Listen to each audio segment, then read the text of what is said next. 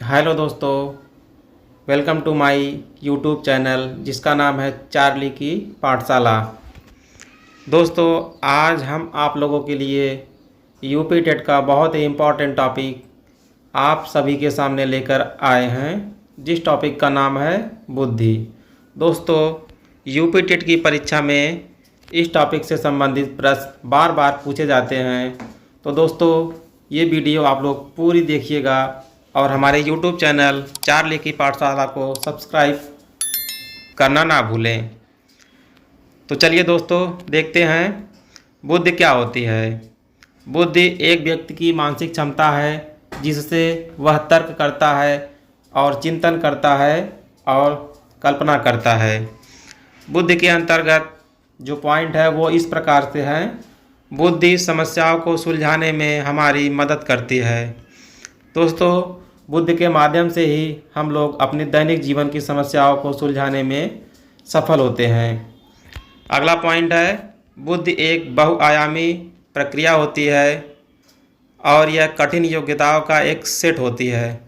दोस्तों, ये जो पॉइंट है बहुआयामी, इसको बहुत ध्यान से देखिएगा। ये चीज़ बार बार यूपी टेट की परीक्षा में पूछा जाता है। आगे बढ़ते हैं। बुद्धि एक परिवर्तनशील प्रक्रिया होती है। इसके बाद बुद्धि अनुकूलन स्थापित करने में हमारी सहायता करती है। बुद्धि आनुवंशिक एवं पर्यावरणीय कारकों की जटिल प्रक्रिया का परिणाम है। आइए दोस्तों, अगले पॉइंट की तरफ बढ़ते हैं, जिसमें ये लिखा गया है 1916 ईस्वी में टर्मन के द्वारा बुद्धि लब्धि का संशोधित सूत्र दिया गया था। इस सूत्र से बुद्धि लब्धि का जो बच्चों की बुद्धि लब्धि है वो निकाली जाती है। किसी भी व्यक्ति की बुद्धि लब्धि निकाली जाती है। बुद्धि लब्धि बराबर मानसिक आयु बटे वास्तविक आयु गुणे 100। आगे बढ़ते हैं हम लोग। ये देखिए दोस्तों, फिगर के माध्यम से ये चीज़ क्वेश्चन बार बार हमारे यूपी टेट की परीक्षा में आता है। देखिए दोस्तों, लेकिन हम आपको ये बता रहे हैं कि यहाँ पे जो 3 पॉइंट है वो ही केवल यूपी टेट की परीक्षाओं में पूछे जाते हैं। जो पहला है जड़ बुद्धि, जिन बच्चों की बुद्धि लब्धि 25 से कम होती है उन्हें जड़ बुद्धि कहा जाता है। वे बच्चे जड़ बुद्धि के अंतर्गत आते हैं।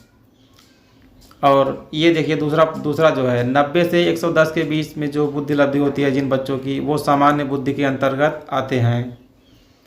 और 140 के प्लस के ऊपर के जो बुद्धि लब्धि के बच्चे होते हैं उन्हें प्रतिभाशाली बालक कहा जाता है। तो दोस्तों, यही तीनों चीज़ बार बार एग्ज़ाम्स में पूछे जाते हैं। आगे बढ़ते हैं दोस्तों। प्रतिभाशाली बच्चों की विशेषताएं, ये अपने डिसीजन में इंडिपेंडेंस होते हैं। इनमें आत्म क्षमता उच्च स्तर की होती है। इनके पास क्रिएटिव आइडियाज़ होते हैं। इनमें जिज्ञासा होती है, अर्थात क्यूरियोसिटी इनकी बहुत ज़्यादा होती है। इन्हें ऐसे सपोर्ट की ज़रूरत है जो स्कूल के थ्रू नहीं मिल पाता। इनका मेंटल प्रोसेस उच्च स्तर का होता है। इनमें मौलिक सोच होता है, यानी ये इनके दिमाग में नए नए विचारों का उत्पादन होता रहता है।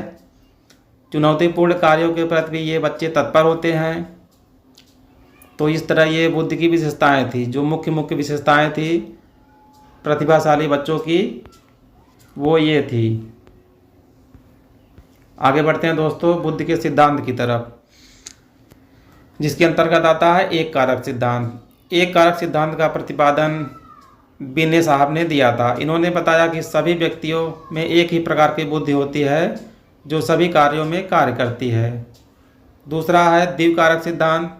इस सिद्धांत को स्पीयरमैन, इस चीज़ को आप लोग ध्यान से देख लीजिए दोस्तों, स्पीयरमैन, ये क्वेश्चन यूपी टेट की परीक्षा में कई बार पूछा गया है। उन्होंने बताया कि बुद्धि 2 तत्वों से मिलकर बनी होती है। ये 2 तत्व इस प्रकार है, सामान्य तत्व, विशिष्ट तत्व। जो पहला तत्व है वो सामान्य तत्व उसको बोला जाता है और दूसरे तत्व को विशिष्ट तत्व बोला जाता है। सामान्य तत्व हर व्यक्तियों में सामान्य बुद्धि जन्मजात होती है और हर प्रक्रिया में हर किसी में यह अलग अलग होती है। दूसरा है विशिष्ट तत्व, यह दूसरों से अर्जित करने वाली बुद्धि होती है। तो दोस्तों, आशा करते हैं कि हमारी ये छोटी सी क्लास आपके लिए यूपी टेट की परीक्षा में बहुत ही उपयोगी साबित होगी।